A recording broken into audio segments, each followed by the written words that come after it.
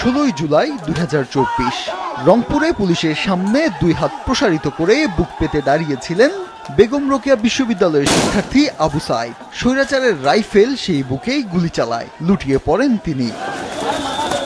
জুলাই শহীদের প্রথম কাতারে নাম লেখান আবু সাইদ। এদিন চট্টগ্রামে কলেজ শিক্ষার্থী মোহাম্মদ ওয়াসিম আকরাম সহ অন্তত 6 জন শহীদ হন। সেদিনের রক্তাক্ত ঘটনা থেকেই কোটা সংস্কার আন্দোলন সরকার পতনের আন্দোলনে মোড় নেয়।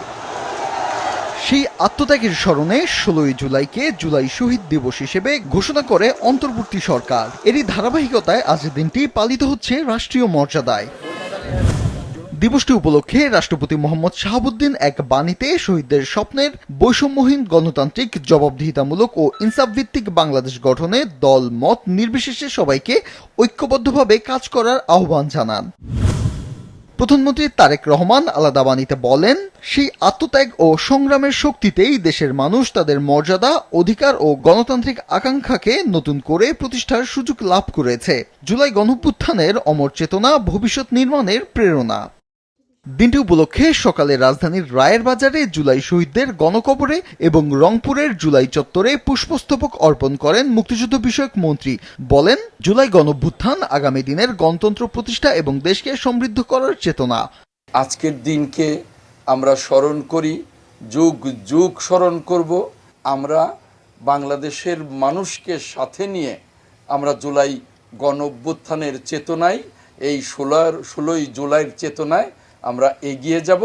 একটি সমৃদ্ধ গণতান্ত্রিক বাংলাদেশ গড়ে তুলব ইনশাল্লাহ।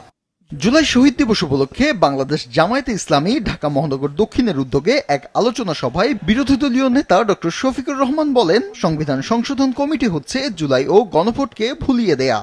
সংবিধান সংশোধন কমিটি নামে কোনো কমিটি কোনো বিধিতে কোনো সংবিধানে আছে কিনা? যদি না থাকে তো এটা কেন?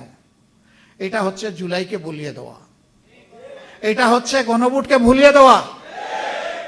আমরা পরিষ্কার প্রতিবাদ করে ওয়াকআউট করেছি। আপনারা জনগণের রায়কে অপমান করতে চান, করেন, জনগণ সেটা বিচার করবে। আমরা জনগণের সাথে আছি, তাদের রায়ের পক্ষে আছে, লড়ে যাব, লড়াই করতেই থাকবো। সকালে কক্সবাজারের পেকুয়ায় শহীদ ওয়াসিম আকরামের কবর জিয়ারত শেষে মুক্তিযুদ্ধ বিষয়ক প্রতিমন্ত্রী বলেন, জুলাই অভ্যুত্থানে গণহত্যা এবং বিগত 17 বছরে ফ্যাসিবাদ বিরোধী আন্দোলনের সময় সংগঠিত গুম, খুন ও হত্যাকাণ্ডের সঙ্গে জড়িত সবাইকে বিচারের আওতায় আনা হবে। মেহেরপুর, মানিকগঞ্জ ও সাভার সহ দেশের বিভিন্ন জেলাতেও দিনটি পালন করা হয়। ফাহিন হামিম, মাছরাঙা সংবাদ, ঢাকা।